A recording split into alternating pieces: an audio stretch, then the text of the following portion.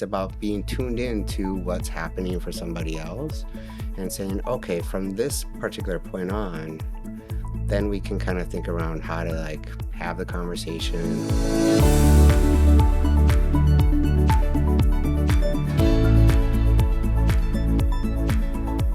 Hello, everybody, and welcome to another episode of The Force for Good. I'm Rick Gertsema, and I'm the Senior Mental Health Advisor for the Miller-Dwan Foundation and for Archimind, the Global Institute for Mental Health Solutions. Today, I'm excited to have Jordon Johnson join us, who is currently with ACO. And I just got to meet Jordon probably really closely and worked together probably about 2 months ago, 3 months ago.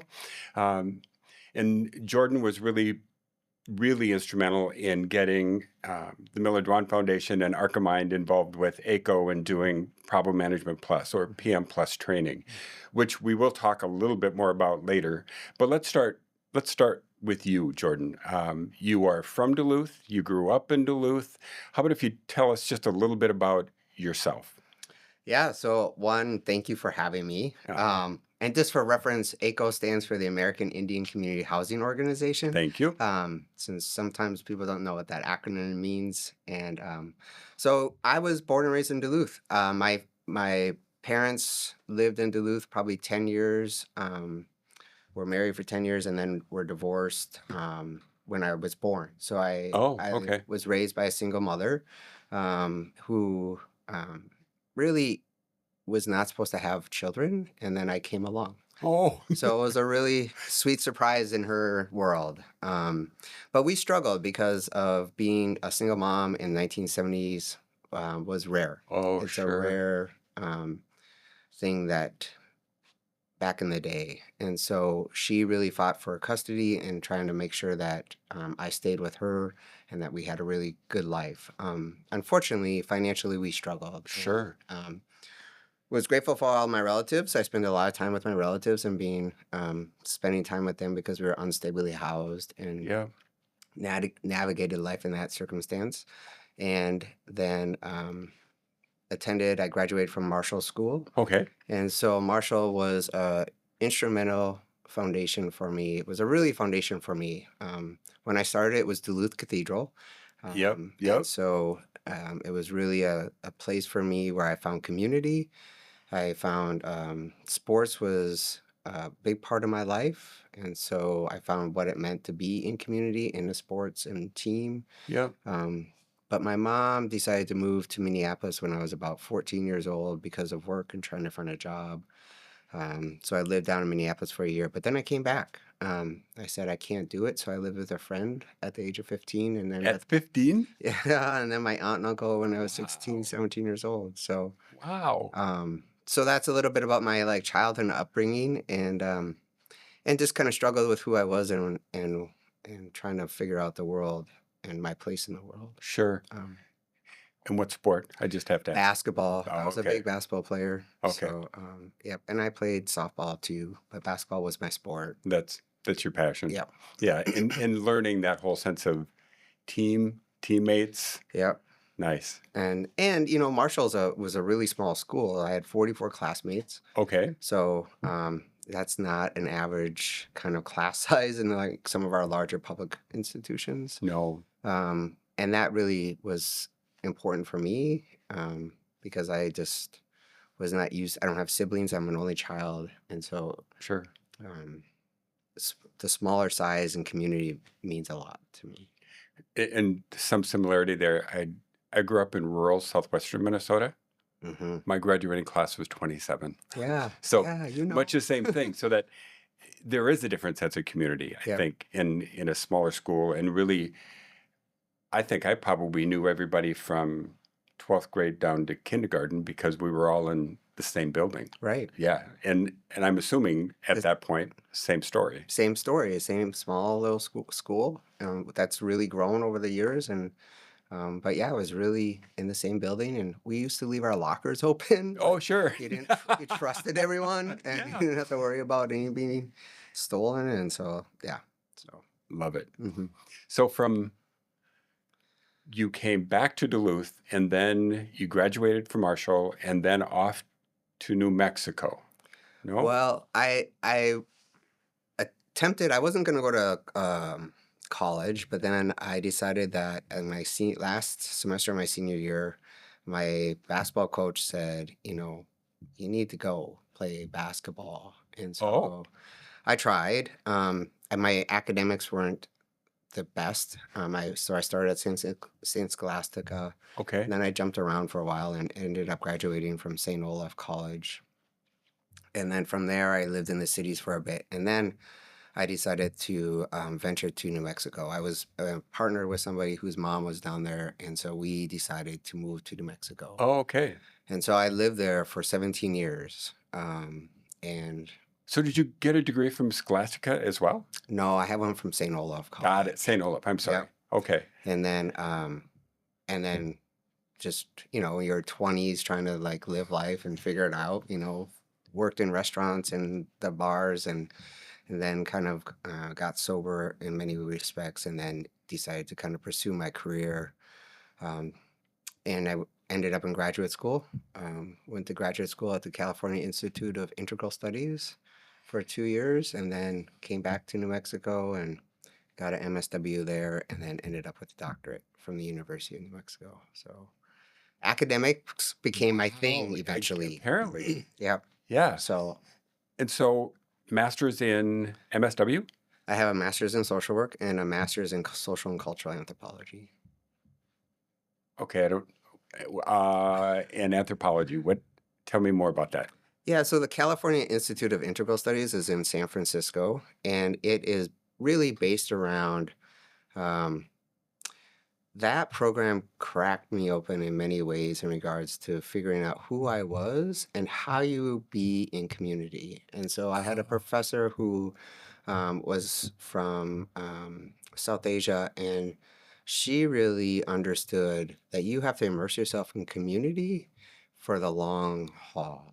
And like she worked with the Dalit, which are the untouchables in South Asia, but it's very much similar to our homeless population here. Okay. That and that's where I learned you immerse yourself in the community to do the work, and you're committed to that work. Okay. And it's not about you, it's about being of service. Even though you figure out your identity along the way, you are of service consistently and for a life. It's a Oh, I lifelong learning love process. that. So that's where I really began my journey of like understanding what it Love meant to that. be of public service and to have a spiritual practice that helps guide you through that process, whatever Okay. that is Yeah. for you. Um, and then when I came back to New Mexico, the practicality of finding a job as an anthropologist was slim. Sure. Exactly. And so I pursued a social work degree. But my social work degree at the time was in community organizing, Okay. Oh, not clinical. okay. And so it was the last year of having a community organizing track. And then they did away with it, and social work all became very clinical from there on. Yep. And so that's where I learned public policy and how to do public policy, and again organizing, community organizing. So that's my relationship with social work. So people say, "Are you a social worker?" And I say, Right. "Yep." Yep. I might not have a license, but Yeah. that's the work I do every day. Yes. That So, is. Yeah. And called into it, yep, which is incredible, yep, actually. I yep, like that. yep. Like that a lot. So yeah, And so you came back then to Minnesota with that sense of commitment to community yep, and really enveloping yourself, yep, basically, and committing yourself to community. yep. So then, if we fast forward to last month, you announced that you are a candidate for the at-large council position. I did. Tell us about that. So again, yeah. So I believe in the power of the people, Yeah. and we live in a particular time where feels like it's being stripped away in many regards. Yeah. And so for me, I have a passion and desire to be of service. Doing any elected official position is of being of service. Yes. and there was an opportunity for an at-large seat coming up, and I feel like I would be extremely beneficial to be sharing with the people so they understand what's happening. You know, I'm an accountable person. I Yes. know how to lead and collaborate and build partnerships across the differences of people. Sure. And you need to have somebody who can do that in a calm manner and fashion. It's not about one way or the other. It's about what's in the best interest of all of us. Right. And so that's what I bring, and that's what I, want to see more of in our kind of political sphere or elected officials or just public policy. It's about the people get to decide and have a voice. And so, how do I lend my position as an elected official for the voice of the people? And you touched on something that I think is incredibly striking about your personality is that this calmness. I mean, Oh, yeah. and all the time that I've worked with you, and consequently, we went through PM Plus training together, Yep. um, and even learning something brand new over the course of 30 weeks. It's just, it's all going to be okay. It's Yep. all going to be good. This is just an opportunity to learn. Yep. And you really do. You exude that. And I think it's the thing that likely draws community to you Mm-hmm. and places you into community. Mm-hmm. Yeah. You said this quote, and I loved it. And I really read quotes, but this one I think really summarizes who you are. Mm-hmm. I've dedicated my career to working alongside community members to advance their health and wellness. Mm-hmm. So, based on what you've already shared, and then thinking about ACO, and then thinking about a partnership with the Miller-Dwan Foundation, how do all those things sort of start fitting together for you? So this is what I see, Love it. um, is our health is instrumental in every aspect of our lives. It's instrumental in how we move through the world. It's instrumental in our workplaces. And sometimes we think of health in only one way. It's Yes. our physical health, Yep.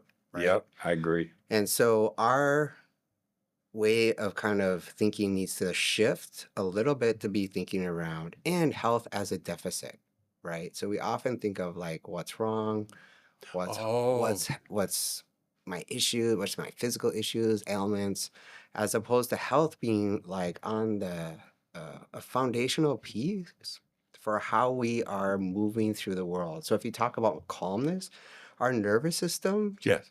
is vital, and we often don't talk about our nervous system, how potentially we are in chronic stress and high are reacting as opposed to responding to situations Yep. because it's become so familiar to react. Sure. And so when I think around health in our workforce, in our kind of as you move through the streets of Duluth, in any interaction you might have with people, it's about how do you connect with somebody, right? How do you develop that relationship and Yeah. understand where somebody else is at? Yeah.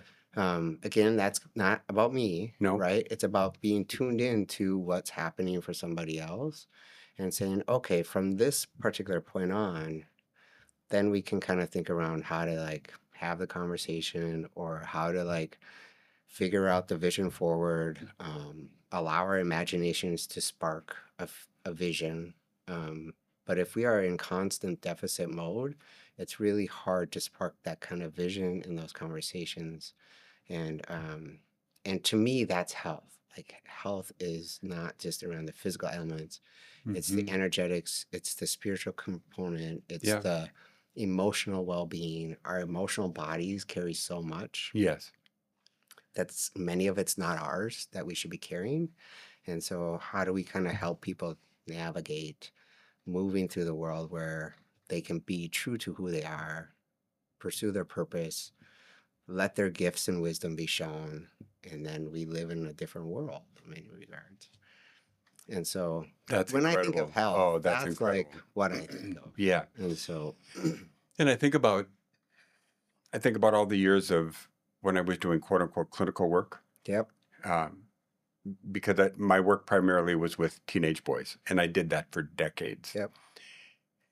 And I would say all the time, as much as all the time can be said, it was never about me as a clinician. It was about the relationship that was being developed, Yep. and the beauty of being working with teenagers was that it really was about the relationship, and I was at my best when I got out of my own way. Yep. Just get out. There doesn't need to be a me, it's an us, Yep. right? And that connection is Yep. what's most important. Yep. Yeah. And so when I think of that quote you shared, it's about all of us. Agree.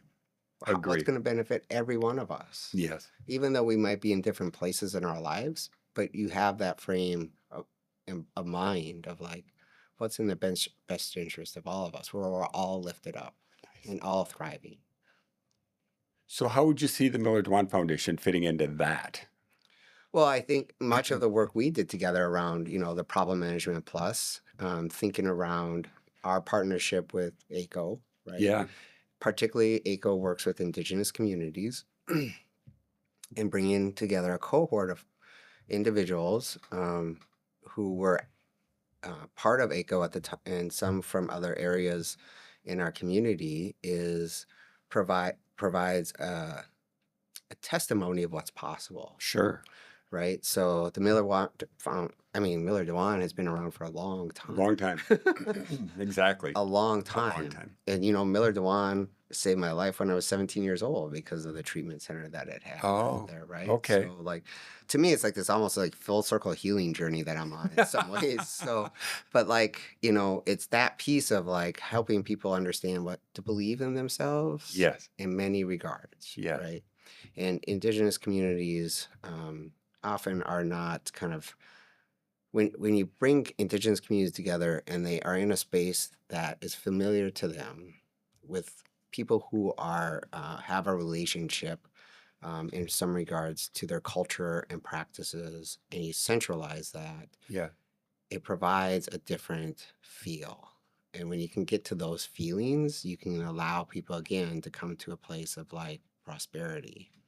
And so that's the work we did together, I feel, in many Yeah. regards, Yes. where we had brought a cohort of people together through Problem Management Plus training who got certified, who we were in their space. We did cultural practices throughout, and now we have, individuals who can offer that to the community. And what was incredible, it was an incredible experience for me as a Mhm. human being. Um, and thinking about um, being invited into, Mhm. right? So there's this invitation in, Yep. um, and then understanding what kind of adaptations. And so we use the word adaptation because PM Plus is now in 20 different countries across the Yep. globe, right? And so there have been adaptations all over the world, and it's brand new here. And ACO actually was the first in-person training Yeah. that's been done through Archimind, and typically is done virtually, which was not a format that really would work Mm-hmm. for ACO, which Mm. is, I totally get it and I totally understand it Yep. now that I have had the experience. So when we talk about adaptations, what kinds of things specifically do you remember that we did to make training really be of community? So a few come to mind. One, it was in person, right? And Yes. so virtual doesn't necessarily work because you can't get a sense of who is in the room and what's actually happening for folks. Right. And that's very much around just being in community. And that's an important piece to me in regards to PM Plus. Agree. The other piece, I think, like having a meal together. So we would eat lunch Yes, together, which was and wonderful. which is a really instrumental part of being in Indigenous communities is a meal, sharing a meal, and that's where you learn a lot about people, Yeah. right? Yeah. I think too, just the way we started with a prayer and smudging. So people, that's a way, that's a cultural practice that exists, and so having that be a foundational piece for this community was important. Yes. Maybe it's different for other communities and looks differently for other communities, which I think you've shared, right? So Right. that you have to be aware of what is going to resonate with community members who are around the table. And I just want to say too, like there's this idea around like being invited in to indigenous communities, and I want people to understand you're always welcome. Yes, yes, and There's that was something that incredible. that just seems to exist in our narrative culturally that you have to be invited.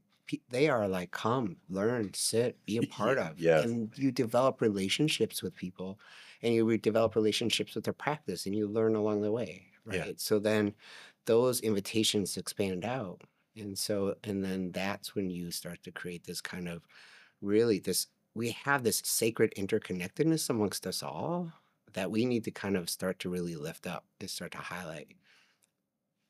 It's vital to everyone's. yeah, and I again would reference even my own childhood and growing up in a rural community where farming was everything, and people would just stop in. Yeah. They'd go for a drive, and they would just there was no invitation, Nope. and I think I think we likely have created that narrative Yep. in which there needs to be an invitation or you really just shouldn't show up. Yeah. And it was so heartwarming to be welcomed Hmm. because as soon as I walked in, it was like, here, he's here again. Yeah. We know you Come now. on in, right? Yeah. Yeah, You're known. They know you now, exactly. and they know who you are, and you could just be who you are. Yeah, Right. exactly, exactly. And there's humility that comes along with that, right? So. Yeah, and I love that. Yep. The whole, yeah, the humility piece was really big. Hmm. The other adaptation that we talked about, there's a PM Plus workbook, Yeah. and that workbook um, looks pretty academic, Hmm. and I think was even described as looking vanilla, and that's in my head academic, and so um, another big piece of adaptation, and I think a learning experience for all of us doing the training Hmm. work is how can we make a workbook look and reflect a community? Right. And I think there's some really fun opportunities there. If you just want to talk about what they talked about. Yeah, and I think even before, so we changed PM Plus helpers to PM Plus guides, Love it. Love it. right? Thank Because you. guides is much more inviting, and instead of client, we use relatives, Yes. right? So language Yes. is really important, and what that language is really important. Yes. That the workbook is we're gonna look at it and adapt it, and like words, indigenous language or words, the pictures and the images, the colors all make an important Mm-hmm. statement to people who might be looking at that, Yes. so they can see themselves in that. We even talked about, I can't remember exactly, but it's the three circles and like what's your support network, and Asema was the support, right? Oh, Tobacco, yeah. right? Of It's course. not a person, Yes. it's a practice. Yes. And so, like, those small details are really instrumental in thinking around how do you kind of provide something that might seem, very Western, Yes. right? That's really can be adapted to the community that you're working with. And so, how this looks in Fond du Lac or in this local area around indigenous communities might be different than it would be down in New Mexico, Yes. Totally. right? Yes. Because you have different indigenous tribes. Yes. But you can adapt it. But the visualization is really important for communities. And that's what the beauty of, like, I look forward to the workbook I do and too. what that looks like and the Yes. artists that will be involved in kind of creating that. Yeah. So, And it'll be somebody within the group yep, who's willing to do and help with that work yep, so that it really does reflect the community.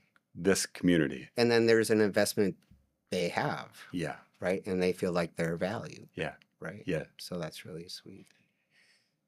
And so you were bold enough when we did the training, you almost became like a co-trainer Uh-huh. with me. Um, and you were brave enough to actually be the PM Plus I was. relative. So now, having experienced PM Plus in that way, Mhm. really in front of the entire group, which didn't really seem to make any difference to you or I because Mhm. it felt comfortable.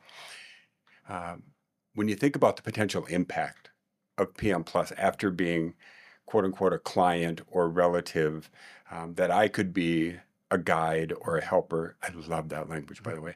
Um, share a little bit about the impact of PM Plus and the strategies and what that felt like.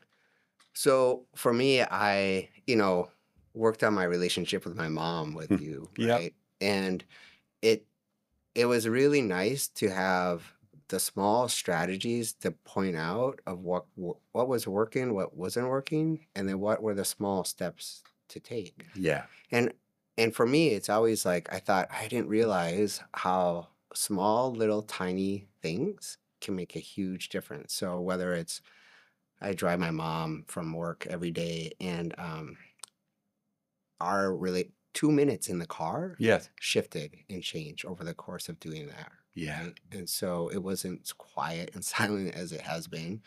I was able to ask how your day went and things like that nature. And so, but when you think around, "Oh, I'm going to work with somebody around PM Plus, it might feel like I got to work on this really big issue, and it's like Exactly. not. No, no, no, It's no. all, and this is where I think it's a really beautiful thing of like if you think around our what we've been conditioned to believe and how this is a way to start to shift and change that kind of conditioning to say, oh, there's small little things I can do, celebrate them along the way. You begin to kind of neurologically rewire your brain to say, Yes. oh, I can actually do a lot of things and build that internal confidence and internal kind of understanding of like, this might not be as bad as I imagined it to be, Yeah. and it's doable. And Yes. here I have somebody who's willing to walk me through and hold me accountable to doing it. Because that's the homework. Yep, because that's the There's homework. always there's always the There's action always plan. homework that comes along, but like it's not it was small tiny steps that became very doable. And then I'm always big on celebrating when you accomplish something because it Mhm. it brings you a different feeling of like, oh, I did Huh. that. I got that. Yeah. Okay. Yeah. So, right? So, And the power of one of the things that I really love about PM Plus is to really learn the strategy. yes. Because if you can do the strategy, you can apply it to any problem and hopefully not too big. Right. Because that is the point. The point is to get something that um, really is manageable. Mhm. And to your point about um, we're sort of conditioned to think about there's this great big problem, or I've got so many things going on right now I don't even know that I could list them all. Yep. And then in reality, in PM Plus, when we talk about managing problems, if somebody really lists all their problems, it's usually 5 or 6 Yeah. things, right? So these 5 or 6 things, and then which one of those things is solvable, which is not solvable, Yep. and then let's work on one that really can be solved. Yep. Yeah, But and it's that feeling, like it's the feeling of being, oh my God, this is so much. But when you start to kind of break it down, it's really not. right, right. But that feeling immobilizes us sometimes. So, And the other thing I think that you talked about really, really well was even that the managing stress and just starting with breathing. yeah. And this whole idea of let's just neurologically reset, Yep. get your feet on the floor, get yourself in that comfortable position, take a deep breath, and that's where it all begins. Yep. PM Plus starts with managing stress and with mindful breathing. That's right. And that grounding thing is, I think that's the way to really get started. Yep. Yeah. Absolutely. Yeah. So, Yeah, it was wonderful actually to go through all 5 sessions. I appreciated that you volunteered. I mhm. think it was incredibly powerful in terms of training Mhm. so that everybody could see somebody within their established community. Yep. Yeah. And all my little like nuances and Yeah. like, Uh-huh. all these things Yeah. of like, but that's all language. That's all communication. It is Right. language. And so they It got is to see language. that. Yeah. So, yeah. I so appreciate our partnership. Yeah. I appreciate all the work that you do. Your commitment to community is incredible. Thank you. You live you live what you speak. I appreciate that. Yeah, I do my best. yeah, yeah, and your best is pretty darn good. Thanks. So thanks for being here. Yep. Thanks everybody for joining us today as well. PM Plus, of course, is being trained throughout Minnesota.